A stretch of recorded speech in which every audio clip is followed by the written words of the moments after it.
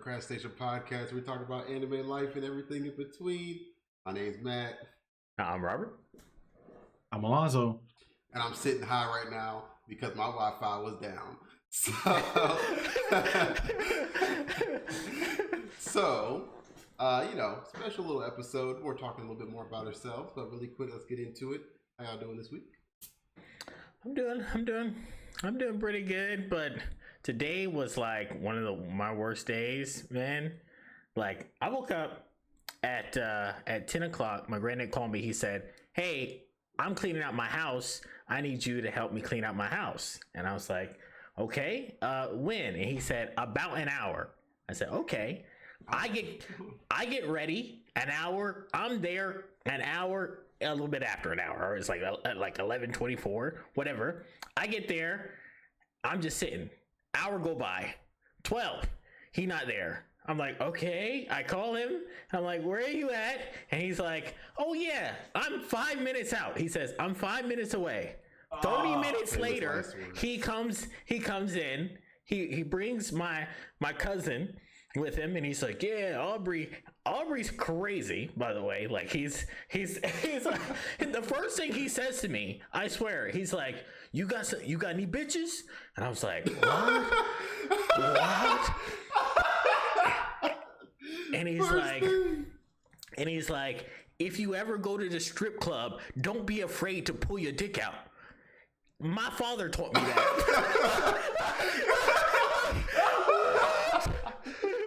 No way. I'm like, okay. Okay.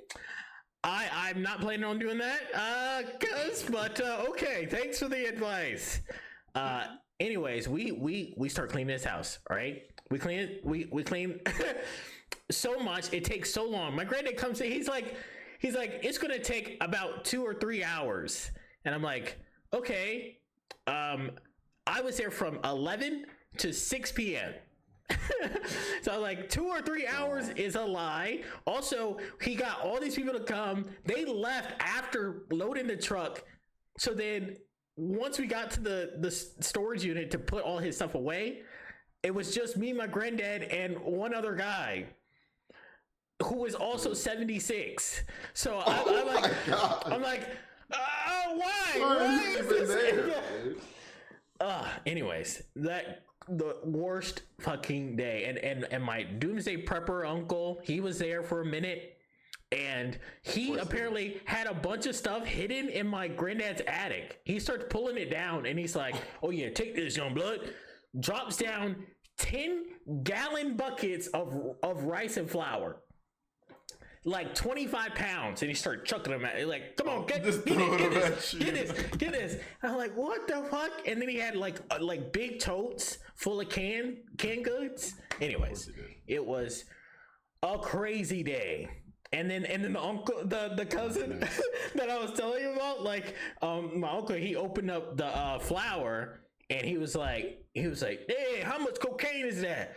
I'm like, no, bro, no. And he was like, no, this is just flour. This is he's like, my uncle, he's like, I don't touch that no more. That's poison, man. I don't touch that no more. But I was really excited to see something. And the cousin, he goes, oh, you saying that's uncut? That's what you saying? That's unrefined right there. All right, I got it. What we going with? You said you got the ether to mix that with. Like, he started doing this shit. And I was like, oh man. Anyway, and then while we're moving stuff out, okay, my granddad has somebody staying at his house, like, illegally. They squatted, and he can't kick them out because they, legally they need time. Right. So they're just there, and we're taking all of their things, or like anything that they can use. Like, there was a table, like a dining room table. He took the whole dining room table. There was a TV there. He took the TV. He took everything right underneath them, and it just felt so weird. And then this guy showed up, and he had like a mask on and glasses on, and he was like this, like the whole time, like this the whole time, like you cannot see his face. And he would walk in the house, he would walk out of the house, and like he lifted his shirt one time, and I saw he had a gun and stuff. And I was like, this is A horror movie shit, and nobody even cared. None of them. Everyone saw him. Everyone saw and he was fixing a bike for some reason, like right outside the door. Like he was just like, he took a wheel off and he was getting another wheel. Anyways, I'm saying this was crazy. My day today, and I'm like, wow. You sure you didn't have a fever dream? Are you positive? Right. I feel like I must have had a stroke or something. What the fuck? Yeah. So that's how I'm doing. That's crazy. Oh my. Yeah. Thankfully, I don't live an exciting life as you, Robert. Yeah. I am just doing. I'm just doing. Come back to the gutter. Where you belong. I am. I'll do it. I'm safe up here in my house. I never leave. I never go outside. No one interact with people. I like it that way. Yeah, how I'm doing, I am, so I be, so I do, and that's all that is to me. So I'm just doing fine. How about you, Matt? Wow. I mean, I'm taking a lot of L's today. Let's just say that. A lot of L's today. We discussed it earlier. I won't put my business out there for the whole world. But just know, guys, you take an L, it's not a loss. It's just a lesson. You know, just keep practicing. Keep practicing. You know, eventually that jumper is going to fall, you know, like. Amen. Yeah. Just don't lose heart, America. We got a lot of stuff going on right now. You know, keep practicing that form. Keep practicing the form, you know? That's all I'm doing, you know?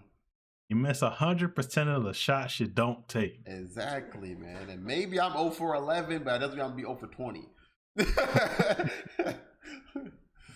But, you know, it's all a part of what makes me me, you know? Taking those shots, taking these, you know, taking life as it comes, you know? Just builds character. You know, that's what we're talking about today. You know, the things that just make us who we are. And the struggle, the stories, we've already gotten into a little bit, you know, with Robert's insane family. And you know, it makes him him. You know, if they weren't that insane, maybe he wouldn't be that normal. You know, that maybe, you know. Maybe, you know, I'm just doing it for balance. I'm just for balance. Equivalent exchange. We know this, man. Like, Robert was one generation away from being a cocaine addict, apparently. Oh Lord. My granddad has been asking for this for so long. Like he wanted this particular topic. He said, "Tell me what defines you." And I was like, "Granddad." I mean, it really depends on who's asking the question, right? It's like, if I'm trying to explain to an alien race how to, you know, find me as an individual, like, am I talking about any of my physicality? Probably not, you know? I'm like, yeah. You know, Homo sapien. You got that part, yeah. Homo sapien. You know, Homo sapien. Right. But like what makes me an individual? That's so, I don't know. That just feels so hard to me to be like, I'm like, but I'm talking to my granddad about this, and one of the things that he used to always say was like, you got to talk about your heritage, right? And I was like, I always used to like dismiss it, right? Because I'm like, I don't know, I was young and like naive, whatever. But I was like, that's not who I am. That doesn't define me, right? Like, you as an individual can come from whatever background and be whatever. But if we're talking like list of decisions that got you to this place, how are you going to do that without saying like, you know, my family was like this?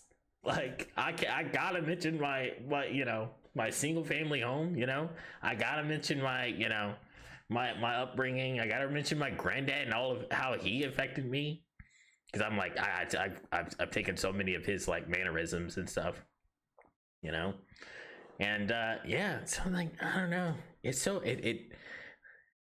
the other thing I was thinking about was like, okay, you got to mention your hobbies, right? You're like your things that you feel like you're good at or you enjoy, But is that, like, you take that away, is that still you though? I'm like, all right, if I didn't watch anime, would I still be me? And I'm like, damn, I feel like I would, right? Like I like everything in me wants to believe that, like, that's not my core. That's not who my core is. Right. It's like, you're just an anime watcher. Yeah. But like, yeah, I mean, yeah, I don't know. I think it's really hard to pinpoint like one particular thing, but you're like a multitude. You're like a multifaceted.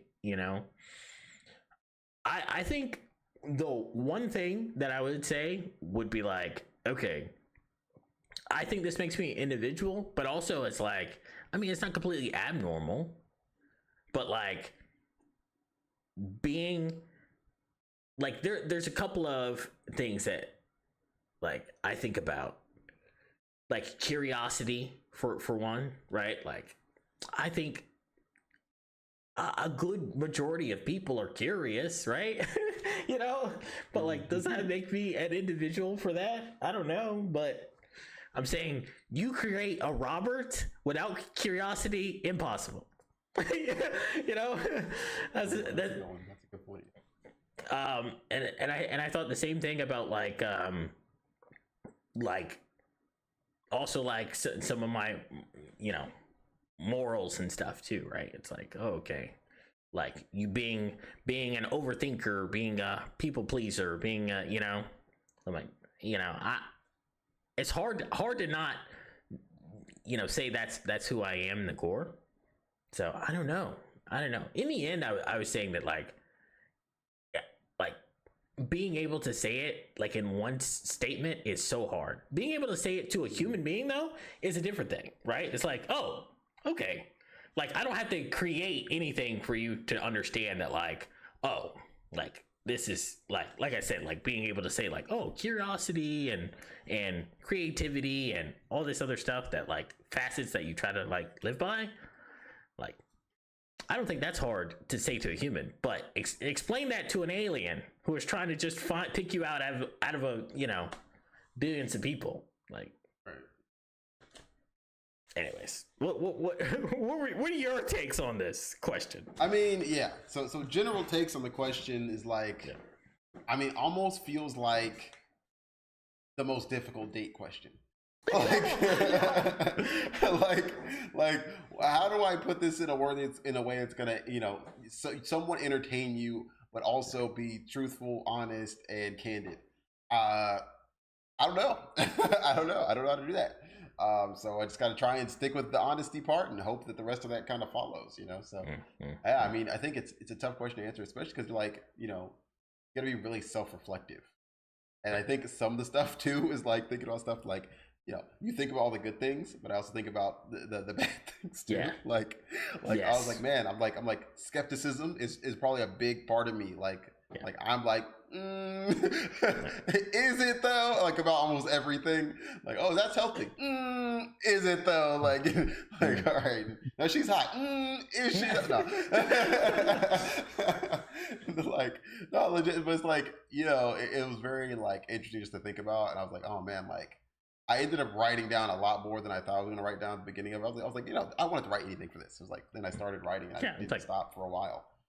I'm me. Like I can tell you me. I don't need no write. I don't need nothing written. Don't need no script. And you're like, oh wait, but I need to mention that. I need to mention. Well, I need to. Yeah. Facts. Yeah. Yeah, Alonzo, did you feel similarly? Like, was this? How did it make you feel? Yeah. Thinking about it? Well, I think I'm not a unique person, but I feel like my situation may be unique. I don't know. I just feel like this was a very hard question to answer. I've had very, very strange paths in my life to get to this point. Like so many different, choices, yeses or nos, flips of the coin. Any other way, any other randomness could have got me to any other point in life. And yet here I am. So I don't know. Generalizing myself down to like a single identity a single thing that would describe me. Certainly hard to try to pick out because, I mean, like Robert said, I'm me. Like, but in a way that means I'm me. I don't really know me. I feel like I don't know if this is right, but I feel like people really are only useful as how they're perceived by other people. The perception other people have of you really kind of shapes where you're going in life. So I don't know if that makes sense, but it's not all on me to know me. I need to see like the reflection of me in others, try to see where I'm going. If I'm being a good person to other people, they'll say, "Hey, you're a good person." If I'm trying to be smart in front of other people, they'll say, "Hey, you're a smart person." It's not up to me to say, "Well, I'm smart. I'm the smartest person I know." Well, I'm a good person. I'm a good person I know. So I don't know. Hard question to answer. I felt this exact same thing. I was like, yeah, but yeah, me to me and me to what everyone else thinks is so different. And the other thing I was thinking, and this is my major thing that I wanted to talk about, but like, would you say, like, I wouldn't say, I'll put it this way, I wouldn't say that I am one thing permanently, right? So I'm like, I like to be more like I would love to be, and I don't, and yeah, I don't have like all of the reflection to know whether I am as much as I would like to be, but ever changing, right? Like I don't want to be to say that I'm any one state forever, right? Like oh yeah, I am this like I'm forever curious. I'm like I'd like that, but to say like like I know for certain that I'm going to be this forever, that's so weird to me. And so changing, ever changing, I think would be, but I think this like should be normal for humanity, even though what we talked about in previous episodes and like previous things, like that has not been happening, especially so much right now. No one wants to change, right? Like everyone wants their echo chamber. Everyone wants to, all right, I want to stay my same opinions forever. I want to say my same interactions forever. I'm like, that's so boring. Right? Like what? Oh, okay. Side tangent a little bit. So I was at work and this guy was like, we were talking about groceries, I think, and he gave me this new app to use, and I was like, oh, that's cool. And he's like, yeah, I used it to pick up some bathroom tissue.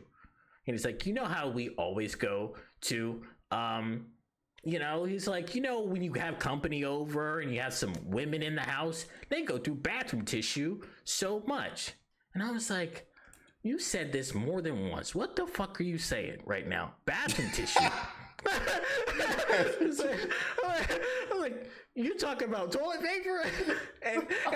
and he said, I said, what do you mean by that? Bathroom tissue. And he was like, what do you call it? Do you call it what? Toilet paper? But said it in a way that it looked like he was thinking about it. Like he didn't know the word. I'm like, there's no way you went through life not knowing the phrase toilet paper. There's no way in okay. Anyways, I'm like, it must have said it.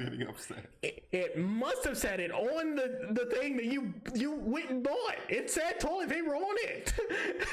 But he was like, no, actually, and he shows me this thing, and it's Kroger brand bath tissue. That's what it says on the Kroger brand thing. And I was like, wow, ever changing. That was the point I was making. I don't accept that though. Freak that. No, heck no, dude. Bad tissue. Sound like I'm supposed to just dab myself with it when I got out the shower. You heck no, say freak that. Where it's going. I get it, all right? It's going in the shitter, all right? You wipe your ass with it, you put it in the toilet. That's what you do with it, okay? It's okay. We all do it. Politically correct toilet paper is insane, dude. What are we doing? What are we doing right now? Why are these the battles they pick, dude? Who had a problem with that, man? Okay. Anyway, this is where our country. This is what our country fights for. Is it? This is the fight. You choose. Okay, all right. Yeah. Man, where were the cheers from the people when that got changed to bath tissue? Where were all the people that rallied and the lives that were lost for toilet paper to be? That was the policy I was looking for. Like, all right. Getting back to yes, I agree to an extent though. Like some things I want to stay with me forever. Like I want to stay a skeptic optimist. I want to be that person. That badly, yeah, I know, right? It's a little bit oxymoron right there. It's a bit of an oxymoron, but like I feel like that fits my thought process the most. Like I'm always hopeful of the best thing that that can happen from a situation. Like okay, I could go to this thing, and I could win the raffle if I enter this raffle for $5. But I'm also like, these jiggers playing me. They probably got some garbage prize and nobody gonna win, But I'm still hopeful that the best thing will happen. And like same thing, like okay, I could go to this thing and go on the train or the metro, and I could strike up a conversation with somebody, and they could turn to my new best friend or whatever, or they could lead me to some great restaurant or some great experience. But I'm also like, some of these jiggers look like they'll cuss me out. so it's like in the mask, in the glasses, with the gun in the that guy. Nah, I'm not striking up a conversation with mass shooter. That's the last person I'm striking up a conversation with. That man looks like an anime character from freaking was it Gun Gale? It's like no, I'm good, dude. Freak that. Like no, but yeah, like I want to stay that and like certain things, like I want to stay health conscious. Like those are things I want to always be associated with me, So it's like, yes, I agree. Some things should be ever changing. Like your perspectives should always be changing, in my opinion. Like you should be always growing and changing your perspective based on whatever new experiences, new knowledge you're taking in. If you go to other countries, obviously your perspective on that country should change in some way. If you go and meet people from a different place, your perception on people in that place should probably change, whether that's reinforced further or it's detracted, or whatever other feeling you may have that is potentially changed. But it should be some sort of effect that should be happening. It shouldn't be no matter who comes around me, my mindset will stay this exact same when it comes to all these other things that are like that should be relatively ambiguous, like I said, like people's perception on places, things like that. Now, bath tissue, that perception should never change. It should always be toilet paper. And if you change your perception on that, I think you're a weak-willed, lily-livered, yellow-bellied. I'm tired of these toilet lobbyists. All right. Get your Weenie Hut Jr. paper out of here, man. Nah, but Lord, I have to say on the topic of like ever changing, like it's not good to be a stubborn person. I've known stubborn people. I've seen conservatives, like they don't change their minds. They will go down with the ship and laugh about it. Like I don't understand that, but I digress. Like you should be willing to change in the face of adversity of anything to make yourself better. Like when I talked about earlier about my, I guess, unique life, like I've tried to kill myself 4 times, tried to commit suicide 4 times, been hospitalized for 2 of them. The other 2 times I survived. I went about my business, and I struggled with the mental aspects of it for a long time. Now I'm getting the help I need, but I've been to the edge many times. I've been homeless. I've lived in my car.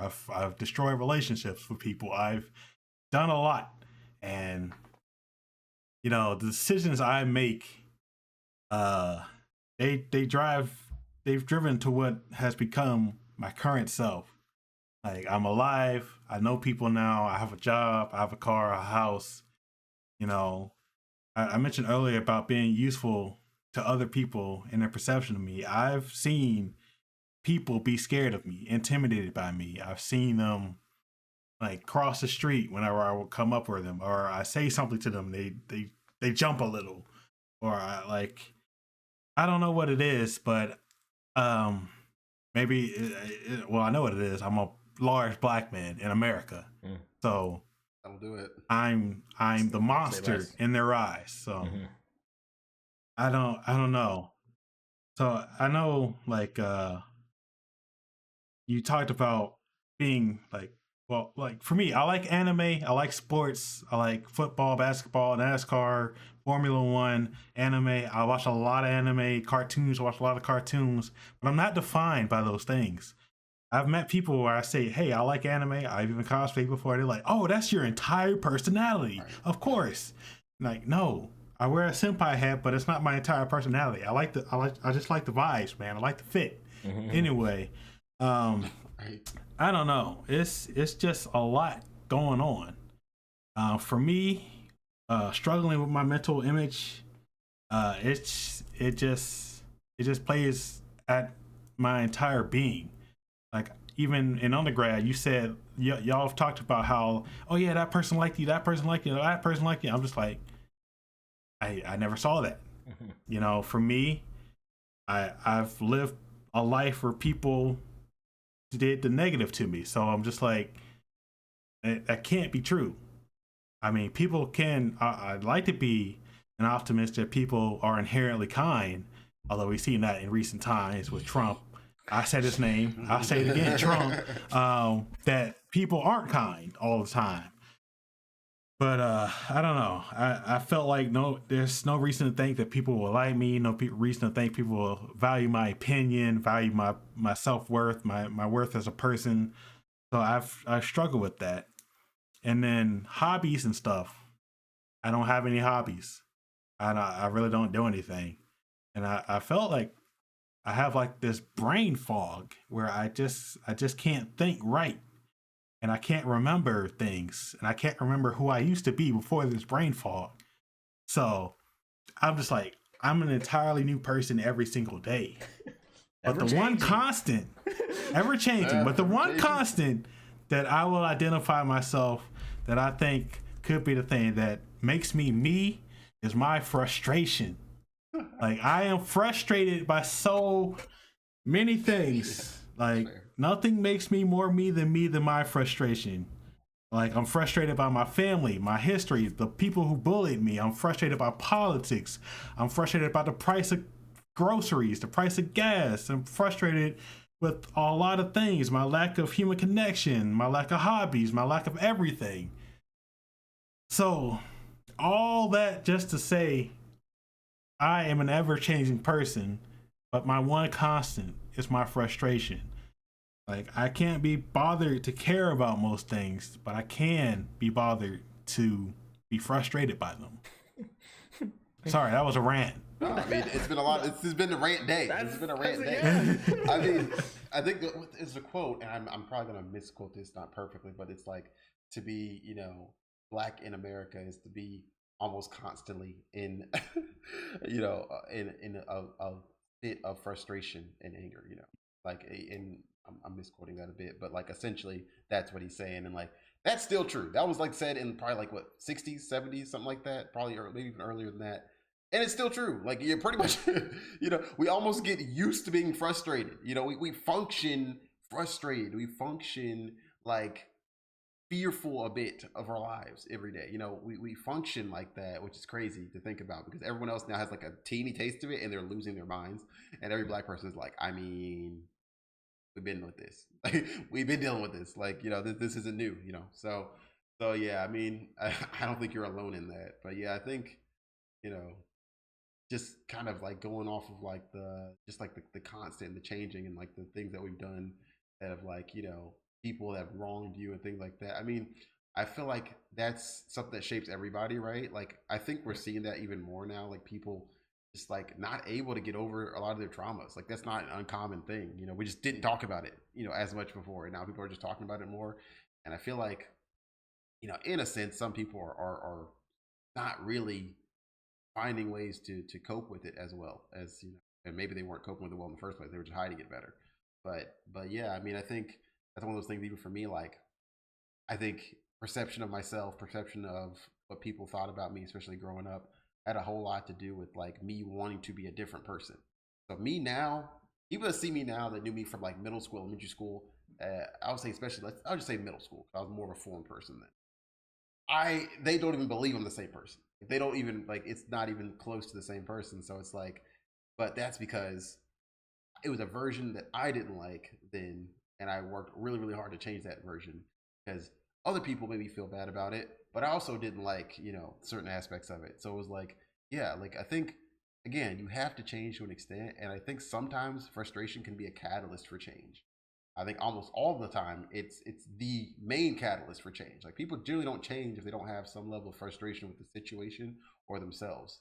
So like, yeah, I mean the frustration almost can be, if you can bottle it and use it and direct it constructively, can be a good thing, in some ways. And I think that's something I found as I grew up. Like, it's not that I got over all those feelings and traumas completely, but it's like I'm able to channel some of that frustration constructively. Like, okay, that use that as motivation to work out. Use that as motivation to like, grind really hard when it comes to work and school back in the day, and use that motivation to like, continue to work on myself spiritually. Obviously y'all know like me and like grounding myself in God is like one of the big things that probably like defines me a lot more now than it used to for sure. And like that sort of thing is kind of comes from all that like frustration, like, all right, the world at large is trash. So let me focus on something even greater than that and focus on those things that are within my control, and those things that are completely out of them, I give it to him. God can have the rest of it. I'm gonna focus on the stuff that's directly in my control. And like that is probably like the thing that's like defined me more now, is just like being a person that has a very like strong internal locus of control, and then like just maintaining my like constant mindset of like self-improvement and like my drive, work ethic into other things. Because like, I mean, y'all know me, that was like the thing. I studied my tail off in school, like to the point people were like, that study room is yours. That is your study room. You just put your name on it. You may as well just keep it, right? And like that's just always been my thing. Like Rock Lee's my favorite character in like one of my favorite characters in anime history because of that exact thing. I relate so hard to him. I feel like I had no talent and I just had to grind. And that's my dude for that exact reason. So yeah, like I definitely feel that like if there's one overwhelming thing, that's like the thing. Like mindset of self-improvement, constantly trying to grow.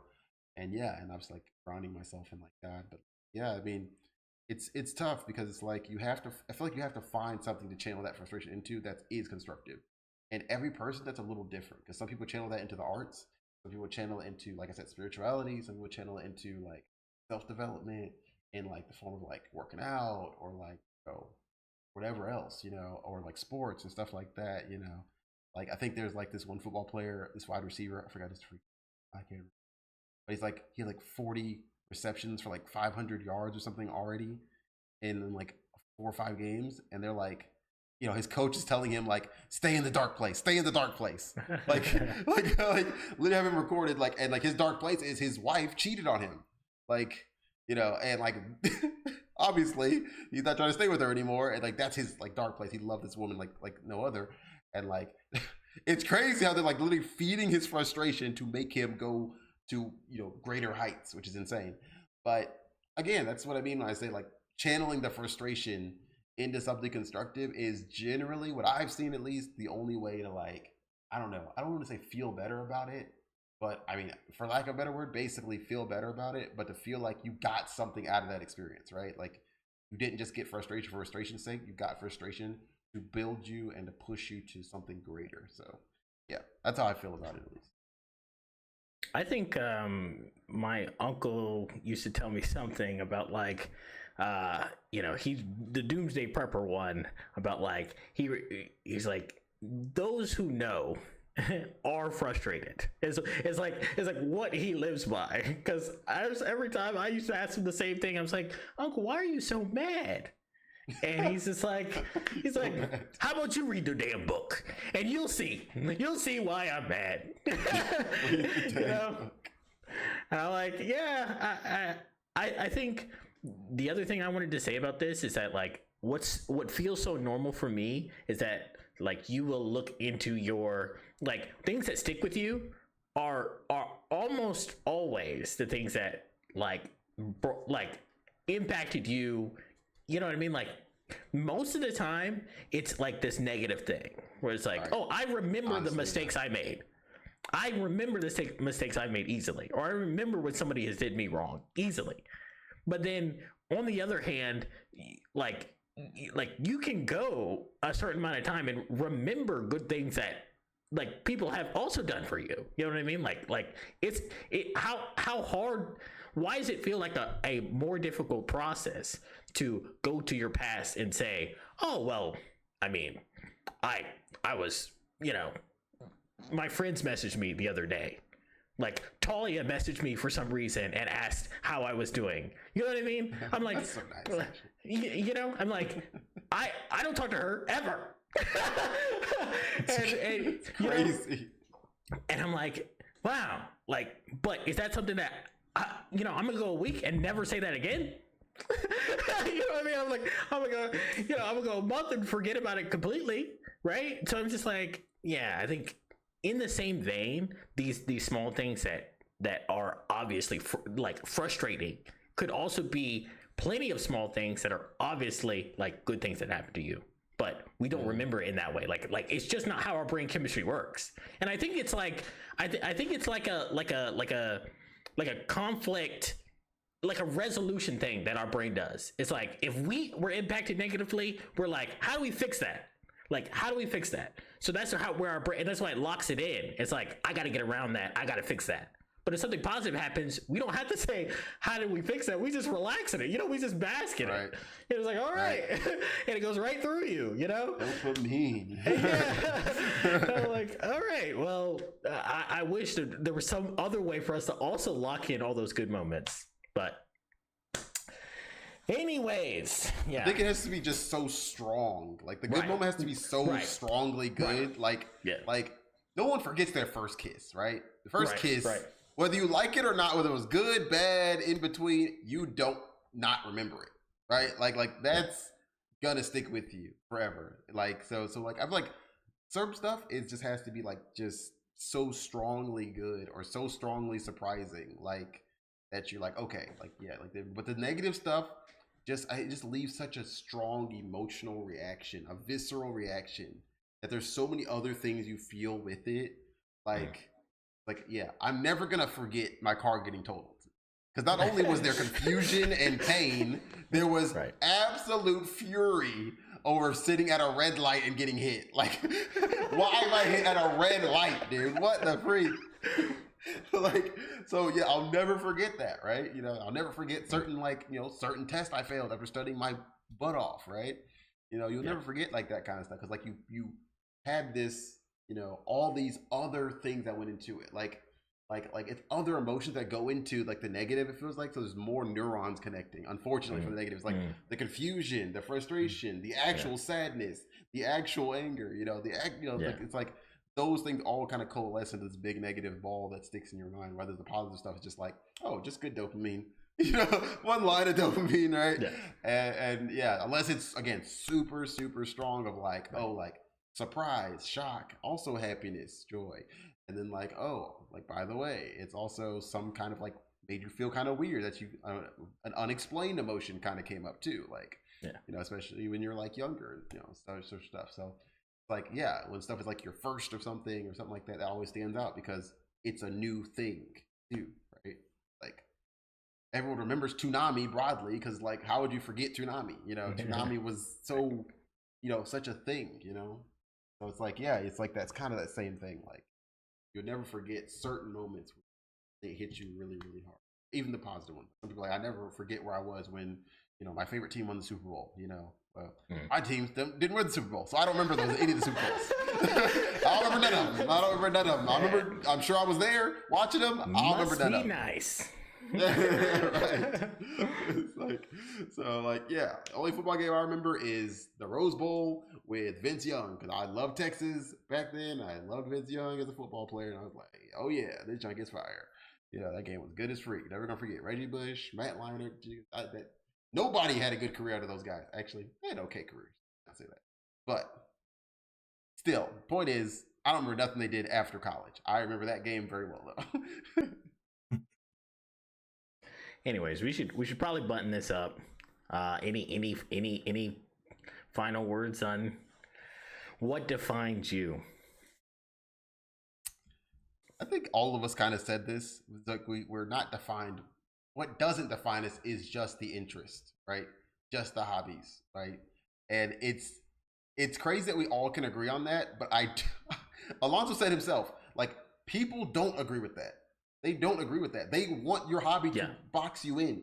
Like, you say you cosplay once, you say, oh, you're all otaku. You're full otaku. Right. You have freaking posters, body pillows, everything in your room. Like, I know it. Like, no, that's not it, you know? And I think that's the crazy thing. And that's also kind of like the thing that maybe makes us like disconnect from people sometimes, or not connect as deeply with others, because like our perceptions are seem like a lot different than a lot of people's, because they're so based in like these few things, and it's like they want it to define them, right? Like some people even want something as simple as coffee to define them. Like, I'm the coffee girl. Yeah. Like, why do you want to be the coffee girl, right? Like, I saw one girl, I don't know what my friend said, it was a video of this girl. She was like, you know, on Steve Harvey's show. I don't watch this crap, but on Steve Harvey's show, she was like, I don't know why I can't get a man, blah blah. They don't take me serious, you know. But I call myself, you know, I go to clubs still, and I call myself the whistle woman, right? Because I blow the whistle to the songs of the club, and I'm like 40 or something like that. I'm like, they don't take you serious because you're blowing a whistle at a club when you're 40. Seems pretty straightforward. But again, like, she has a need to be something, right? And everyone wants to be something, and it's easier to pick one thing and to let that make you feel like at least you stand out because of this one thing, than to now like go and explore all these other things, and then maybe, you know, not have that one standout thing about yourself to talk about, or the one thing you're super knowledgeable about.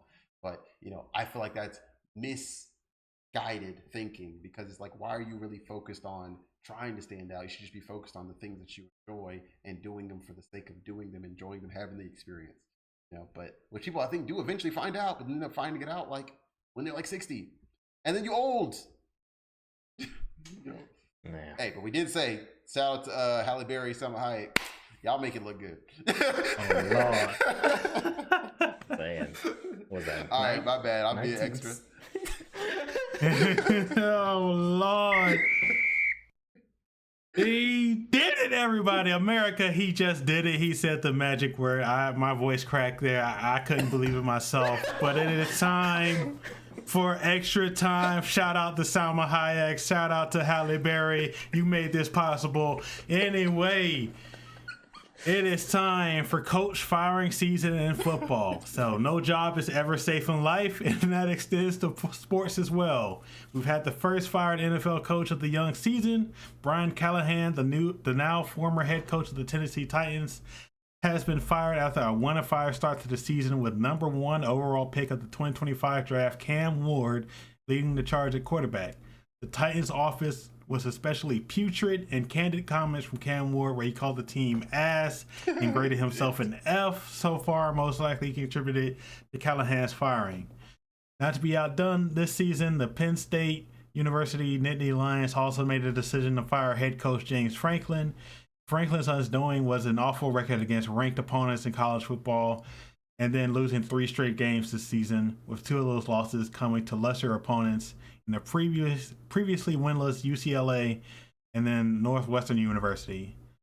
So as we always say, na na na na, na na na na, hey hey hey, goodbye. When we're saying goodbye to those bozos, we'll see how the teams respond because it's still a long season to go, so we'll see how they do. Anyway, going on to baseball. In baseball, the conference championships are coming to a close. In the National League, the defending champion Los Angeles Dodgers defeated the Milwaukee Brewers. And in the American League, the Seattle Mariners, led by sensation Cal Raleigh, otherwise known as Big Dumper, lead the Toronto Blue Jays 3-2 heading into Game 6 tomorrow. Yes, his nickname is Big Dumper. Terrible. I know. So we're getting closer to the World Series, and we'll see if the Los Angeles Dodgers can repeat. By the way, the Dodgers made back their $700 million investment into the greatest show on earth, Shohei Ohtani, just with investment deals, ticket sales, and merchandise just last year. So they are definitely reaping the rewards of that signing. Like, just think about it. $700 million to one player, and they've already made it back because of all the other things. So, honestly, Shohei is being underpaid right now, which is crazy. You know, I went to LA. This man is like, has a full body like mural on like an enormous like 30-story building, a full body mural of just Shohei Ohtani. They said F every other Dodger, just Shohei Ohtani. Like crazy, dude. Never seen that before in America. So next week, starting on Tuesday, October 21st, the NBA returns with the defending champion Oklahoma City Thunder, raising the banner and taking on the Houston Rockets, who now have Kevin Durant, and the world-famous Los Angeles Lakers hosting the always dangerous Golden State Warriors. Lakers will be without LeBron James for the game, as he has been battling sciatica and will be his 23rd season. But Luka Doncic will lead the charge against Steph Curry and Jimmy Butler of the Warriors. So it should be an exciting season, and just like in any sport, anything can happen. So the team should be prepared to play the full 48 minutes in every game. And finally, we're finishing off with a little more charged news. Police have been ordered to review a decision by the soccer team Aston Villa, your team, Matt, to ban Maccabi Tel Aviv fans from a November Europa League game against Aston Villa. The police themselves advised the city that hosts Aston Villa against approving an away allocation for Maccabi Tel Aviv fans at Villa Park, with Aston Villa confirming that the decision was due to a number of physical and safety factors. The police had said the move was based on current intelligence and previous incidents, citing violent clashes and hate crime offenses against around Maccabi Tel Aviv's game against Ajax in Amsterdam last November, which came amid heightened tensions over the Israel-Hamas war. In that game, traveling fans of the Israeli team were subject to outbursts of violence after the game, according to Dutch police, who said it arrested 62 people following the clashes, with 5 hospitalized. So, the city of Birmingham in the United Kingdom, which is the home of Aston Villa, and it's home to around 30% of Muslim population, according to a 2021 census. And the city has seen frequent pro-Palestinian demonstrations since the start of the Israel-Hamas war. So, I wanted to get your thoughts on the situation, and also wanted to ask, should business ventures be allowed to cherry pick its customers? In this case, ticket buying fans. So here are my thoughts. In America, you can do whatever you want with the free market, it seems, but discriminating customers based on sex, race, sexuality should be a protected no-no. With this administration, who knows if that lasts? They've already started firing people or denying people services who speak ill of God, Emperor Trump, or the podcaster Charlie Redacted. I'm not going to say his full name because it's going to get us canceled. But in my opinion, of freezing out fans due to safety concerns seems like a stretch. You don't see an NFL team blocking a visiting team because there's a higher probability of a rival fans fighting. But I don't know. I feel like I'm trivializing it, but what I'm trying to get at is just you have to live with the consequences. Fights and riots over soccer have happened frequently in the past. I'm not saying it's something that should be expected every game, but don't just proactively make a stupid decision. But again, I don't know. So, what are your thoughts? Don't get us canceled. Really quick on the coach thing.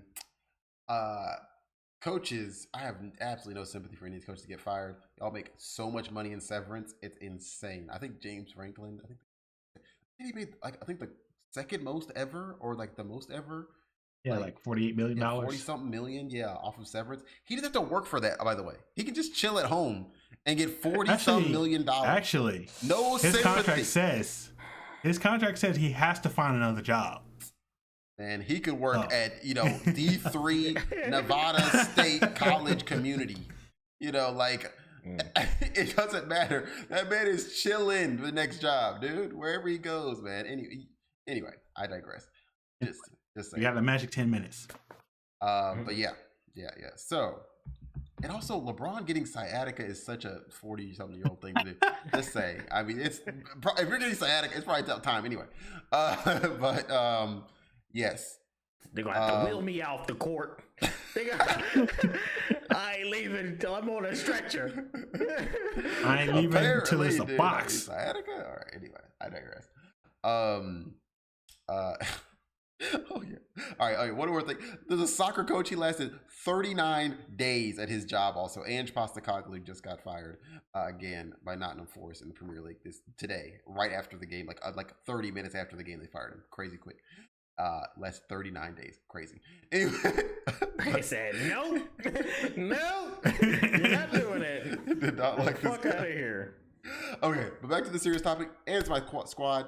From a Villa standpoint, it'd be great if the fans don't come because they give us an edge.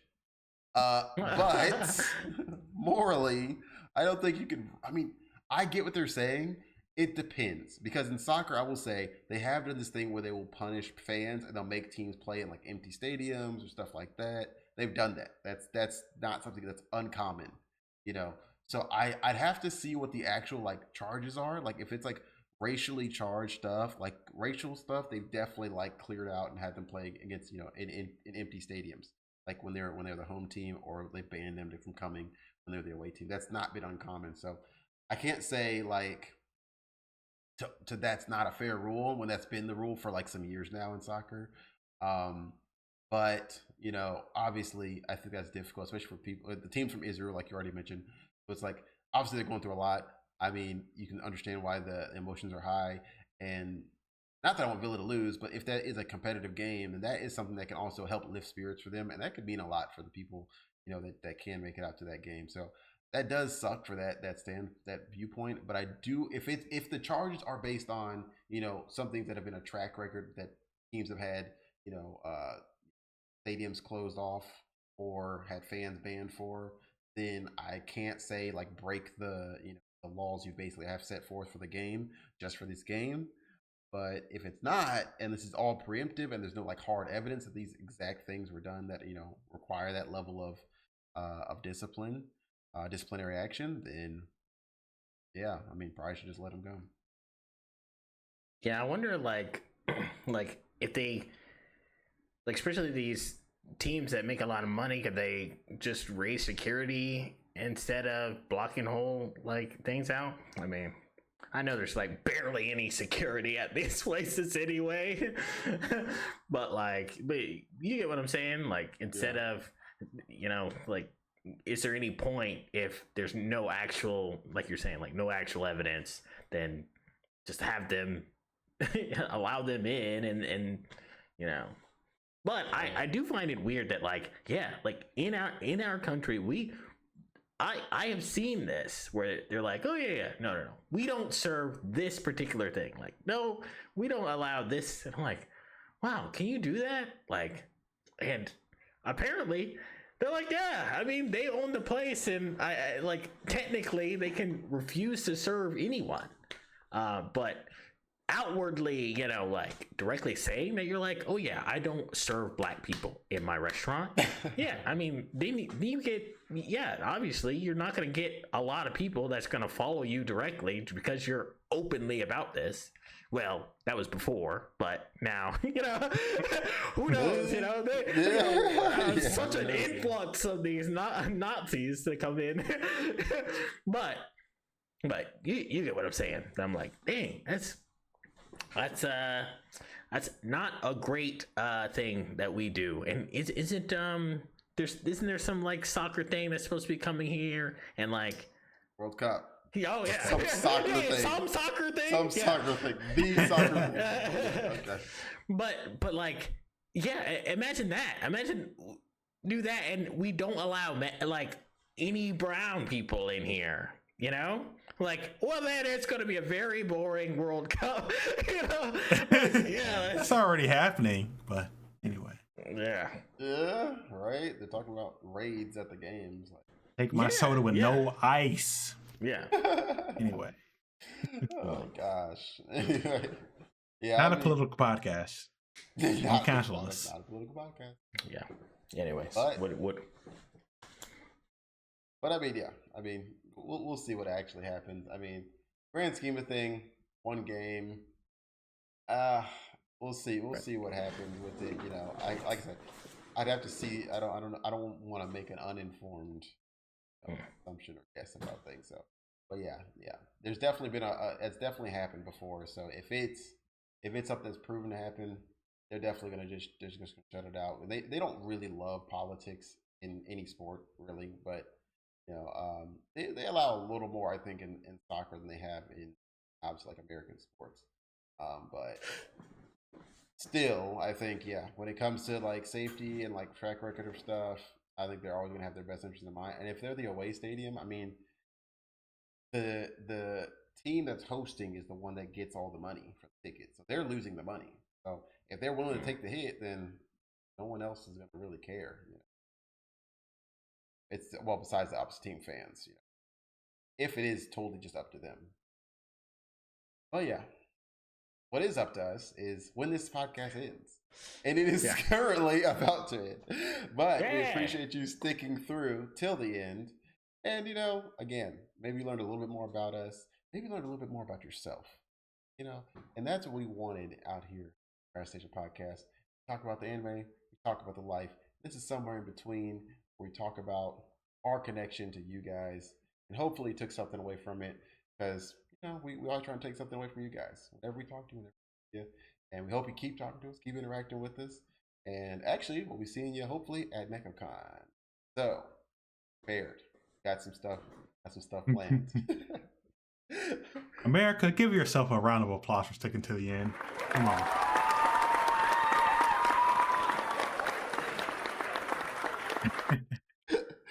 Anyway, thanks for procrastinating with us. We out.